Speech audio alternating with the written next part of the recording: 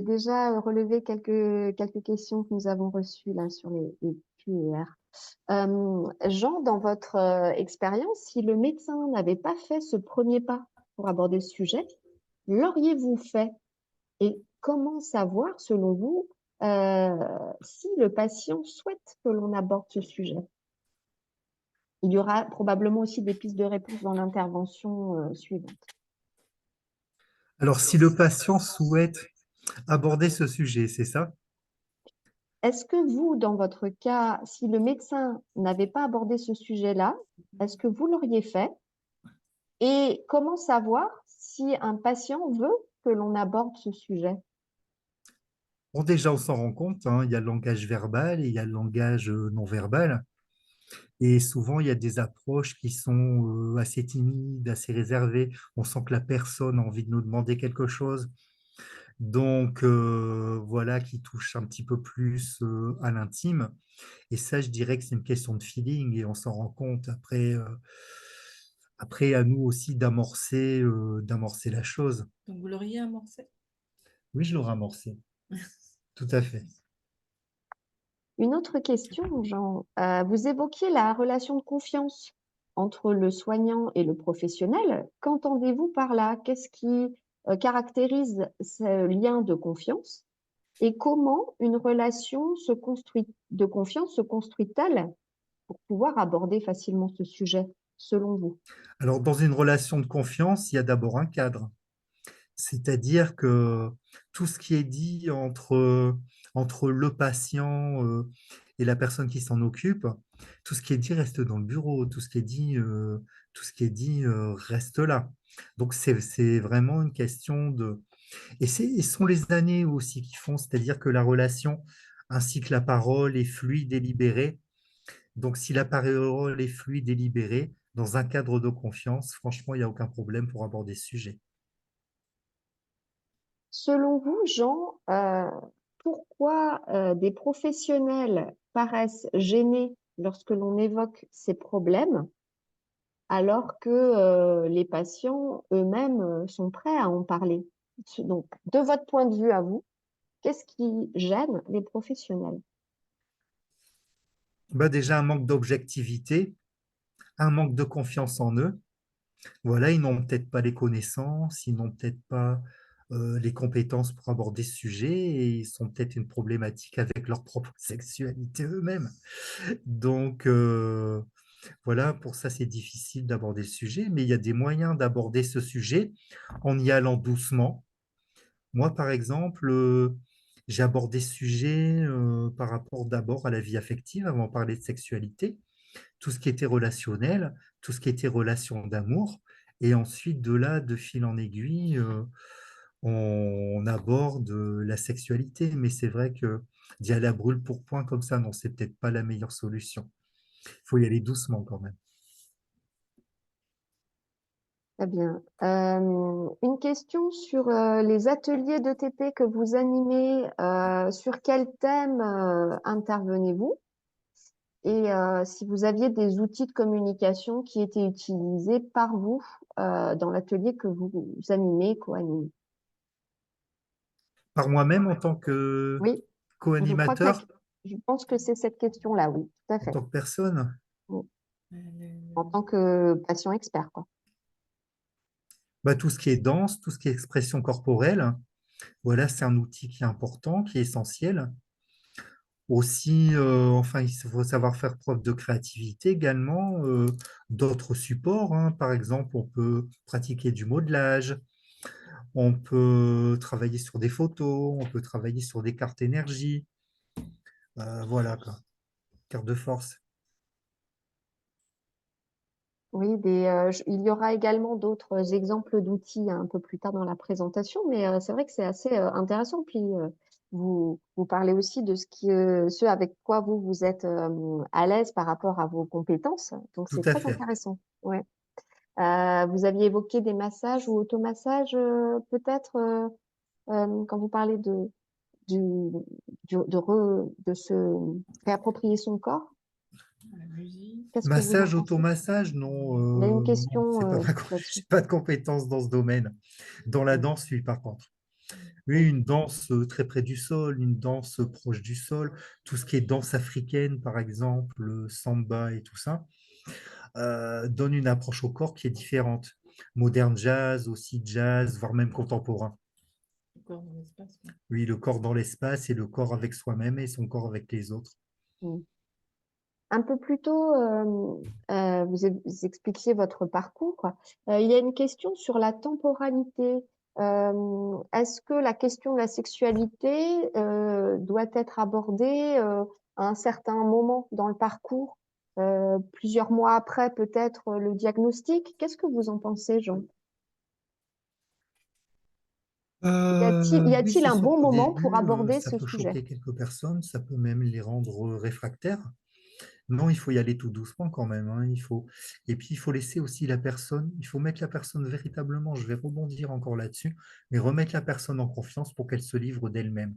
C'est-à-dire pour que l'approche vienne du patient euh, aussi bien que du soignant. Voilà, pour éviter que ce soit trop intrusif, justement.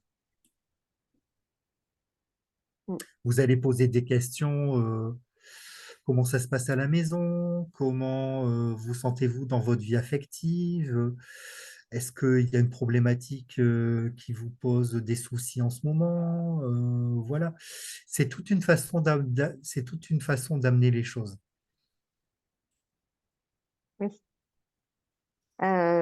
Effectivement, et chacun, à chaque professionnel aussi de sentir, de saisir, d'ouvrir la porte et les patients s'en saisissent ou pas, c'est ce que vous nous dites. Tout à fait. Mm. Une suggestion, pensez-vous pertinent de pouvoir proposer aux patients des ateliers en couple? Pertinent. Ça peut l'être, effectivement, c'est à réfléchir. Atelier collectif. Oui, atelier collectif, atelier en couple.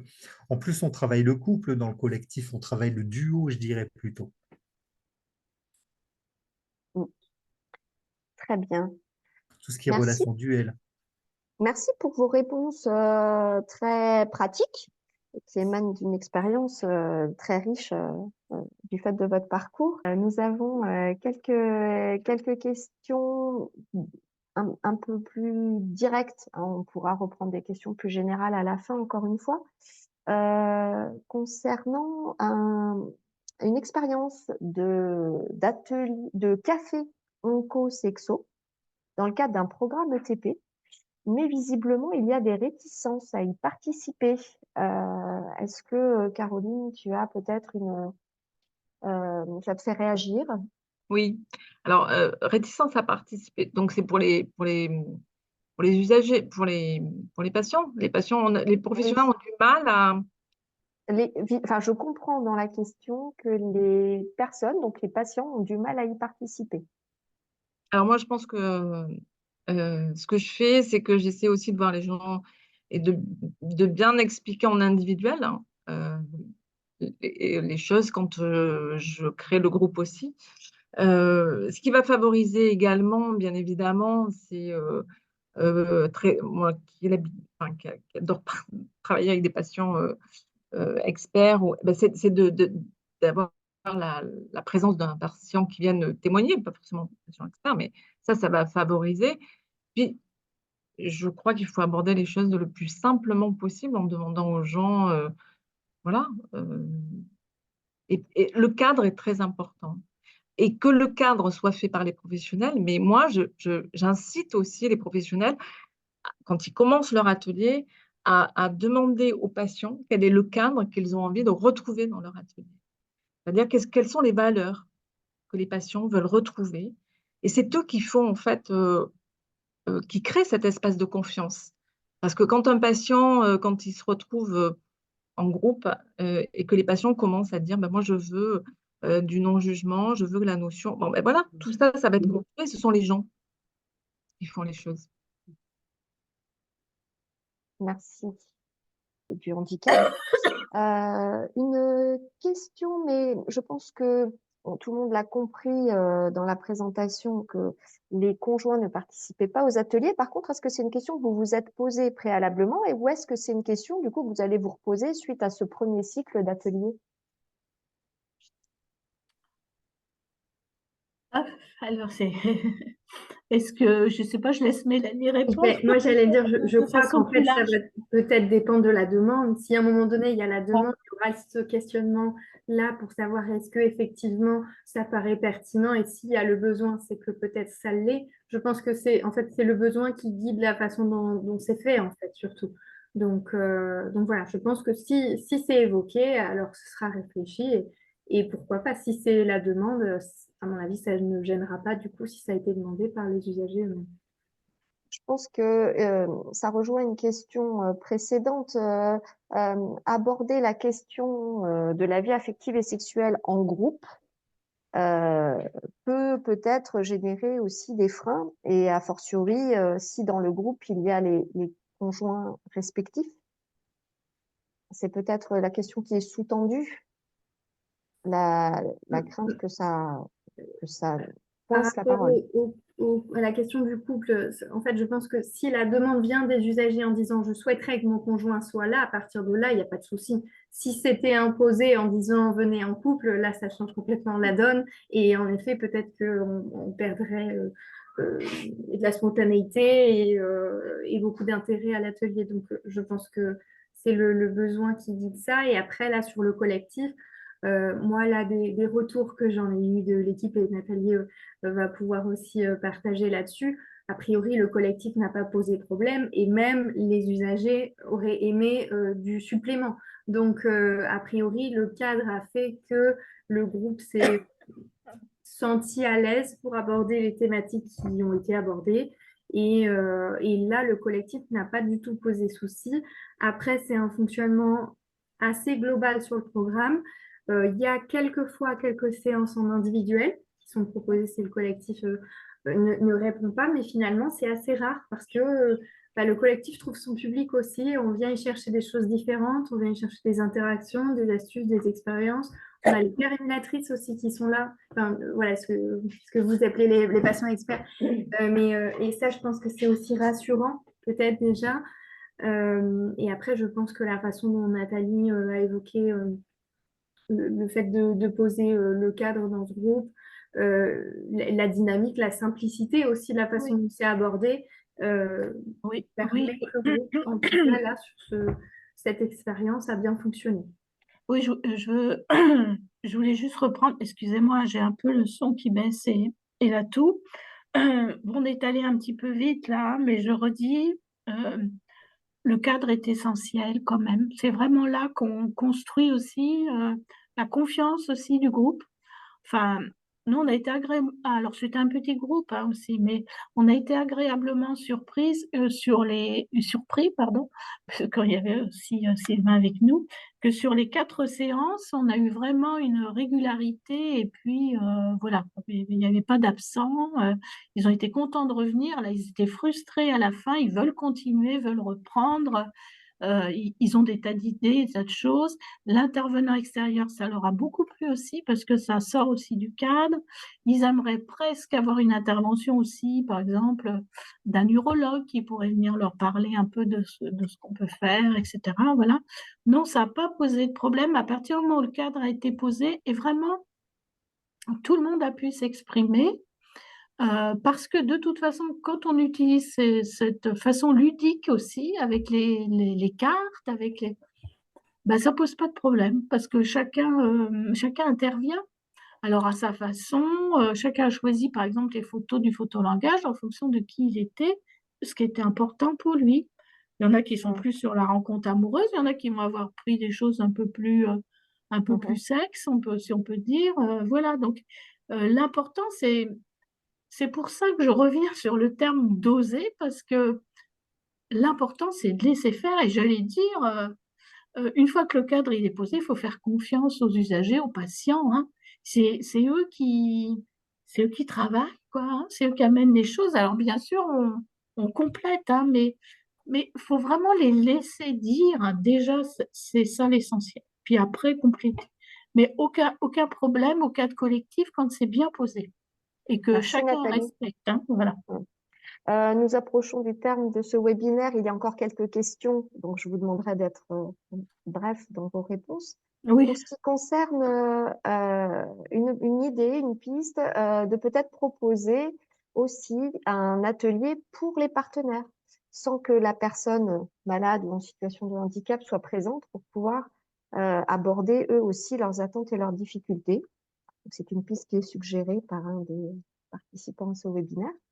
Une autre remarque aussi sur le fait d'être dans parfois des discours de la part des professionnels de santé un peu normés, et notamment sur le cadre hétéro, euh, qui du coup suggérerait que toutes les personnes seraient dans euh, dans cette situation.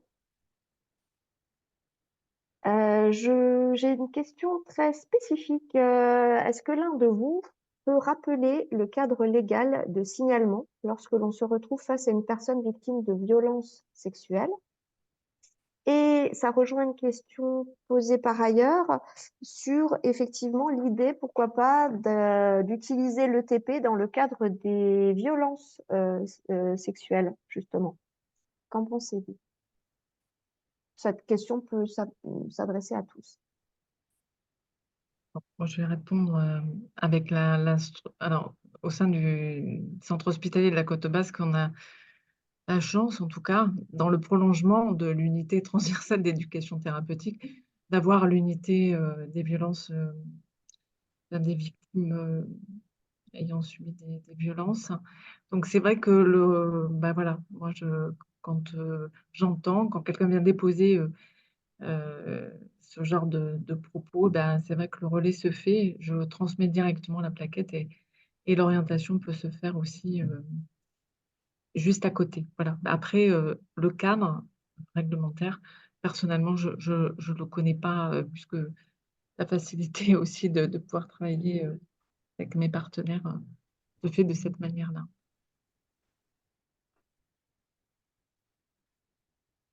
alors moi je partagerais aussi du côté médico-social pour dire que la situation de vulnérabilité, c'est quelque chose qu'on rencontre évidemment et que ce soit dans le cadre de l'ETP ou d'un autre cadre, on travaille en équipe pluridisciplinaire, donc on est avec des assistants sociaux, etc. Et que bien sûr, bah, il y a un report. Alors moi non plus, je connais pas le cadre légal pur et dur, mais on transmet aux collègues. Enfin, on est une équipe pluridisciplinaire et dans le cadre de l'ETP, on est une équipe pluridisciplinaire et on travaille ergo, assistants sociaux, éducateurs, etc. Voilà. L'idée, c'est aussi que ça fait partie de l'accompagnement. C'est comme pour revenir aux histoires des aidants. Voilà, ça peut parfois être fait dans le cadre des accompagnements individuels, d'accompagner les aidants et d'aborder cette problématique de la vie sexuelle sans que ce soit ciblé, quoi. Voilà. Je sais Une pas si ça question, répond. une question technique, lorsque l'on monte un atelier de TP, il y a donc un déroulé de séance, hein, ce que tu nous as présenté, Nathalie, et des compétences visées, hein, des objectifs pour chaque atelier. Oui, Une question porte là-dessus. Il y a de ce fait peut-être des objectifs différents d'un patient à l'autre. Donc, les compétences visées à la fin d'une séance vont probablement être différentes pour chacun des participants. Qu'est-ce que vous en pensez et comment vous traitez ce sujet-là, cette question? Vous l'avez présenté hein, mmh. en évoquant des thèmes par atelier, mais avec une souplesse aussi de pouvoir Alors, s'adapter aux attentes. oui, alors en fait, les objectifs pédagogiques qu'on peut mettre vont être issus, en fait, c'est ce que je disais, du bilan éducatif partagé qu'on a pu faire avec nos usagers. Donc, on connaît déjà leurs besoins et leurs attentes. Alors, bien sûr, on est dans le cadre d'un groupe, donc ça va être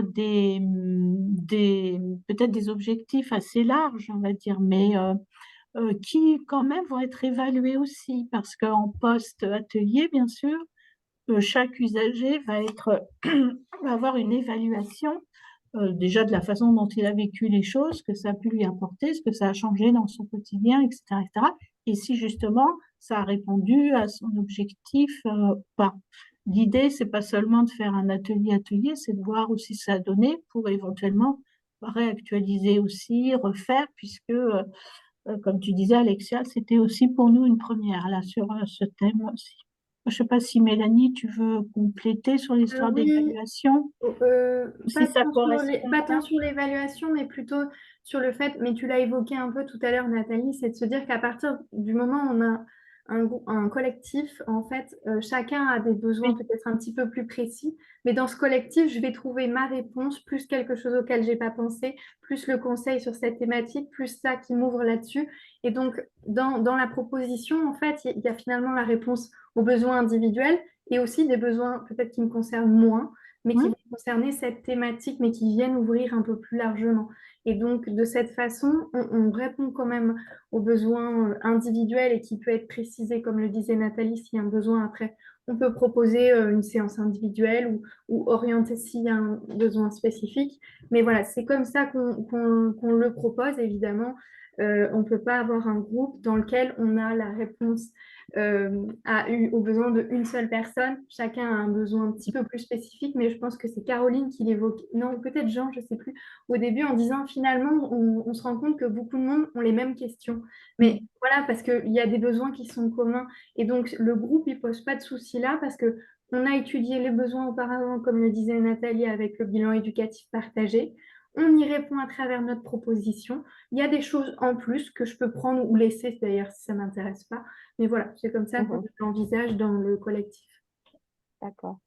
Nous arrivons au terme de ce webinaire. Je vous fais part de beaucoup de remerciements de l'auditoire pour vos interventions. Je vous propose chacun, chacune de dire un petit mot, peut-être une dernière information ou ce que cette expérience de webinaire vous a apporté en tant qu'intervenant, ce que vous en retenez ou un message essentiel à faire passer, avec peut-être pour mot de la fin, Jean en dernière intention. Je ne sais pas parmi vous qui souhaite prendre la parole.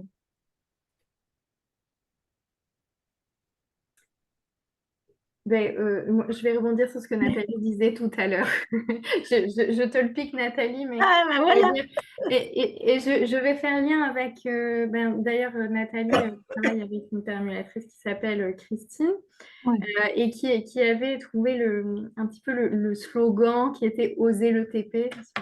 Voilà, oui. et je crois qu'en fait, si, comme on l'a dit tout le long du webinaire, si on dit que la thématique vie intime, affective et sexuelle, il y a un besoin à ce sujet-là, c'est un besoin comme les autres.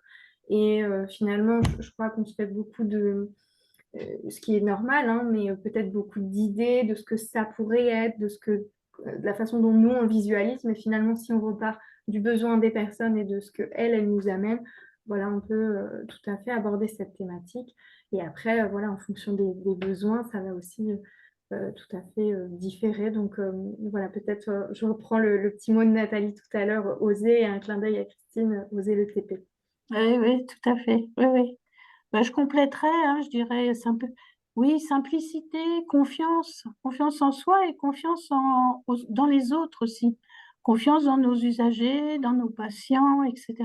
Et puis écoute, écoute, écoute, mais je crois que Jean l'a beaucoup dit et je partage vraiment, écoute et bienveillance. Et puis, hop, laissons-nous surprendre. Parfois, on aime bien, bon, ça c'est mon côté psy, on aime bien contrôler, cadrer parce que ça nous rassure.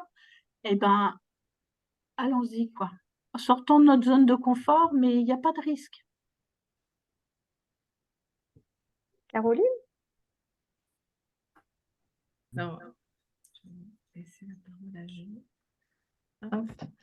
Alors, je prends la parole. Je voulais laisser Jean parler, mais je vais la prendre. Donc, je vais reprendre ce que vous avez dit parce que oser vis-à-vis des patients, mais oser aussi vis-à-vis de nos équipes, de nos professionnels qui nous entourent. Je vous promets que quand on ose aussi dire euh, à nos collègues, mais parler de vie affective et de sexualité aux patients, ça permet aussi vraiment de prendre en charge les personnes dans toute leur globalité. Je crois qu'il y a un travail aussi de communication à faire auprès de, voilà, de nos équipes, hein, de proposer, de sensibiliser, de faire les choses avec simplicité. Et ça permettra non seulement d'être, enfin, voilà, de passer le message, pas seulement aux patients, mais aussi en tant que professionnel. Ça, c'est important. Merci Caroline. Eh bien, Jean, le mot de la fin sera pour vous. Le mot de la fin, bah, tout ce que j'ai entendu, ça me parle énormément. Et surtout, comment vous dire, il y a beaucoup d'émotions qui se dégagent de ça, parce qu'en fin de compte, je me suis retrouvé dans tous les discours que j'ai entendus. Et c'était hyper vraiment intéressant. En tout cas, je voulais remercier tout le monde et puis continuer sur cette voie et puis voilà, et osons. Voilà, merci.